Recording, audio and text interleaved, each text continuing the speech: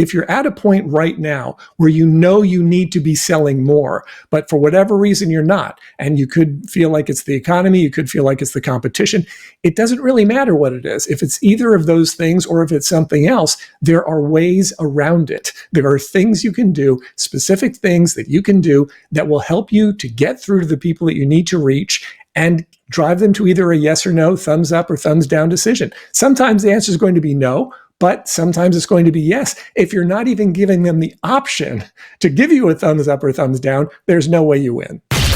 Increase sales, improve margins, and grow your business. Guaranteed. Top secrets of marketing and sales. Now, David Blaze. Hi, and welcome back. Today, Jay McFarland and I will be discussing Don't Wait for the Economy to Improve. Welcome back, Jay.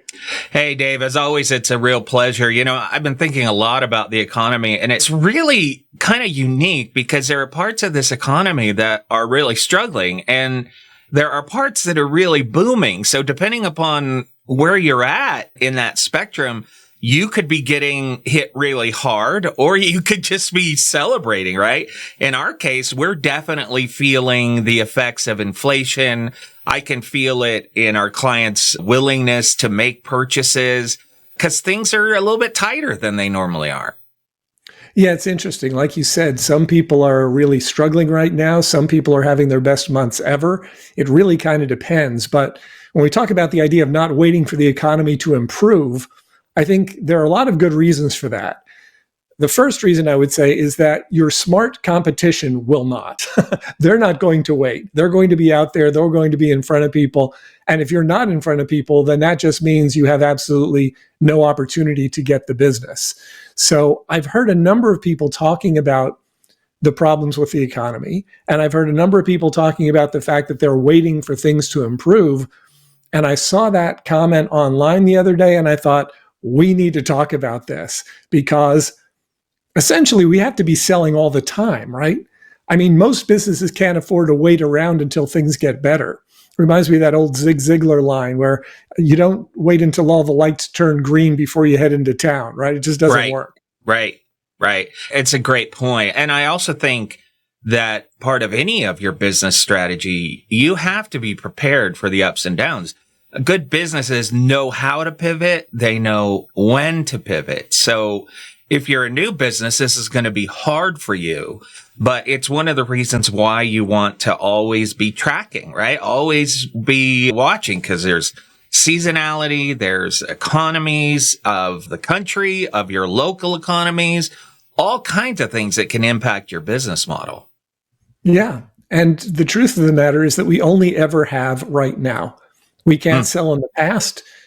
We might be able to sell in the future, right? Nobody knows their future, but yeah, we can plan to sell in the future, but we can't sell in the future right now. All we can do is sell now. We can make plans, but sometimes they happen, sometimes they don't. Right now is the only thing we've got. So it's always the best time to sell. Right now is always the very best time that we have to sell because we really have no alternative in the moment. Well, I guess the alternative is wait, but when you're waiting, you're not selling and other people are. Yeah. And I'll tell you, I'm not in a business model where I can just stop selling. I mean, that's not an option, right? So we're in the process of talking about our pricing structure, talking about the different products we offer. We are seeing that some products suddenly are of more interest to people. So it's amazing how economies impact people's overall perspective. And we're really trying to key in on that and decide, you know, are we meeting the needs of current day customers or are we still trying to sell to yesterday's customers? Exactly. And I hear some people say, and not just now, I've heard this all the time over many years in lots of different ups and downs of the economy. I've heard people say, no one is buying right now. Have you ever heard that one? No one's buying right now. There's always someone buying. Okay. Don't tell yourself there's no one buying right now. Our job is to find them. It's like a game show. I remember I recorded a video about this years ago. I was talking about how life in sales is like a game show, and your goal is to find the buyer, right? That's the goal. And sometimes it does feel like needles in haystacks. Sometimes there are more needles. Sometimes there are fewer needles. But regardless, our job is always to find them. There are people right now who need the products and services we offer. And if they don't know that we're available as a solution for them, then they can't buy from us. They have absolutely no opportunity to do so. And one of the other things that I feel very strongly about is the fact that invisibility is only a good thing in the movies, right? Invisible Man, well, it didn't work out too well for him, as I recall. Harry Potter and his invisibility cloak, that worked out okay for him sometimes, but not always.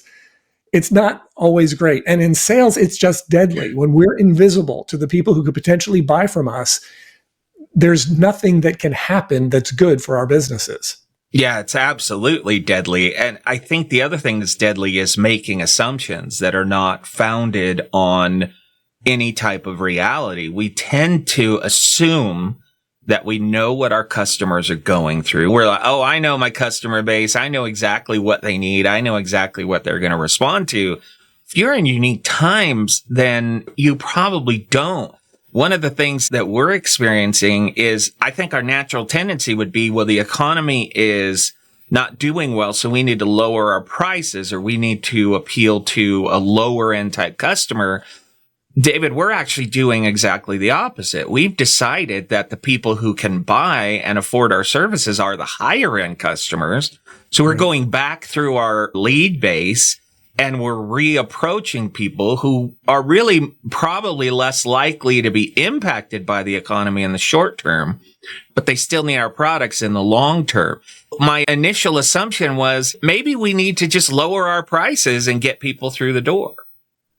Yeah, and for some businesses that might work, but the truth of the matter, and you really just nailed it, is the fact that the people who are impacted most whenever there is a recession or recessionary trends or inflation, a lot of the things that are happening right now, the people who are always impacted the worst are the people who have the least amount of money. It always works that way because people who have money will still have no trouble buying gas. They'll have no trouble buying groceries or medicine or any of that kind of thing. The people who are impacted worst by these policies are the kind of people who are not going to be able to spend money because they just don't have access to it. So when we're in sales and we talk to a lot of people who are saying, I can't afford it, I don't have the money, all that sort of thing, we have a couple of options. One is if we have the option to be able to charge a little less and we want to be able to make that sale, it's a free market system. You can choose to do that, right? But generally speaking, if we're able to interact with more prospects and clients who actually have the ability to pay now, then it's really a matter of focus. When we're able to focus in on the people who can actually spend money with us now, then all that other stuff goes out the window. And so much of it is about recognizing that, which kind of goes back to the needles in haystacks, right? There will be fewer of those kind of needles, but when you find them, it makes everything a lot easier. Yeah, absolutely. And the other thing is you might have already found them, right? Because we've often talked about having a good customer management system, a good CRM, a lead base, right? We're in a situation, I know a lot of businesses are, where they're like, they can't afford to market, right? Marketing's always the first thing that gets cut in a business, which is just, I would recommend that that's the last thing that you cut, right? But you could change your type of marketing, right? So we're scaling back on Google ads, for example, but we've really ramped up our emails to people that we've already talked to about different products.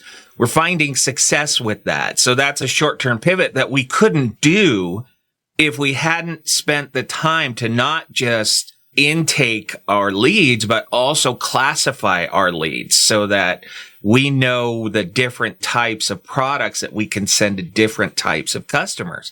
Can you imagine doing that on a spreadsheet? I mean, you can do it. And starting out, maybe that's where you start, but that would have been madness. And we're finding success with that in harder times. It makes a whole lot of sense.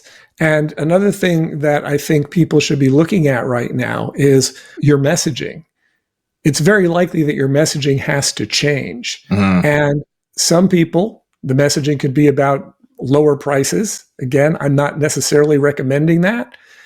it's more likely that what could potentially be more effective is if you're able to talk to them about why now is exactly the perfect time that they have to do this, right? And that may seem counterintuitive. It may seem like, well, why are they going to want to do it now? But if you're selling advertising, like a lot of the people who listen to this podcast are in the print and promotional products industries, you said something a moment ago about how people want to cut advertising right at the time when they shouldn't. Yes. It really should be the perfect time to advertise. And so if your messaging is going to change at this point, the messaging should be about the fact that now is the perfect time to get in front of your ideal prospects and clients with a promotional item, for example, that's going to stay in front of them. You pay for it once, it stays in front of them for years, unlike a commercial, which disappears after a few minutes, goes off into the ether, things like that. So when you're able to reframe things like now is the perfect time to do this because, and just write down your becauses, figure out why would now be the perfect time to buy. And if you just think about it at a glance, you might say, it isn't, it's terrible, it's not the right time. Forget that. Just set that aside for a moment and write out, now is the perfect time to buy because, and just force yourself to write down 3, 5, 10, 50 reasons why now is the right time to buy. And if some of them don't make perfect sense, that's okay. Keep writing. And if you write down 30 or 40 of them, you can probably come up with at least half a dozen that are actually worthwhile. And so when you're talking to somebody and you run one of them by the person, they say, well, that doesn't really apply to this. Oh, well, what about this? Or what about this? How about this reason, right? There are lots of reasons. And it's all about results, ultimately. What is the result the person is looking to get? If their result is we want to save money right now, meaning we don't want to spend, okay, that's one potential result. But as an alternate result, hey, what if you could bring in business that you wouldn't normally be able to bring in while other people aren't advertising? Would it make sense for us to do some sort of low-cost promotion now that will allow you to get in front of people while others aren't? You make the reason for not buying the reason for buying. Yeah, I love the practical exercise. One of the reasons I love what you do, David, because you give practical explanations, right? Sometimes we talk about conceptual things. We go, no, get out a piece of paper and write down why is now a better time to buy. To me, that's brilliant. And I think that if you do this exercise, you may discover some reasons why this is an even better time to buy than normal circumstances, right? If you're really good, this could be a time where you shine, where you excel, right? Absolutely. And the other thing that it does is it really changes the paradigm. When you're talking to somebody who's feeling like, well, no, this isn't a good time, and you say, oh, well, what about this? And what about this? And what about this? And you point out like all these different things. If you've got a list of 30 of them, by the time you get to number 6 or 7, they're going to go, wow, you're pretty optimistic. I mean, I've had conversations like this with people, and they'll say things like, you're really quite the salesman. It's like, it's not about being a salesman. It's about, does it make sense? Is it true? Is it true or not? Is it true that now is actually a pretty good time for you to be able to get in front of the people that you need to get in front of? And if the answer is yes, then we'll put something together that makes sense. And if the answer is no, it's still no. But it just allows them to see the other side of the coin. And very often, people aren't going to do that for themselves. They're not going to come up with all the reasons that they should buy right now. They're not going to do it. And if we as salespeople are not helping them to come to that conclusion, if not just doing it for them, then we're not going to get the results. Yeah. Now you've become a cheerleader instead of a salesperson. And now they look at you totally differently. I mean, that could just be a game changer for years to come. Such a great conversation, David. How do people find out more? Go to topsecrets.com/call. Check out the video on that page. See if it makes sense to have a call with myself or my team. We'd love to have a conversation with you. If you're at a point right now where you know you need to be selling more, but for whatever reason you're not, and you could feel like it's the economy, you could feel like it's the competition, it doesn't really matter what it is. If it's either of those things or if it's something else, there are ways around it. There are things you can do, specific things that you can do that will help you to get through to the people that you need to reach and drive them to either a yes or no, thumbs up or thumbs down decision. Sometimes the answer is going to be no, but sometimes it's going to be yes. If you're not even giving them the option to give you a thumbs up or thumbs down, there's no way you win. Yeah, such a great, great service, David. As always, it's a pleasure. Thank you. Thank you, Jay. Increase sales, improve margins, and grow your business. Guaranteed. Top Secrets. TopSecrets.com.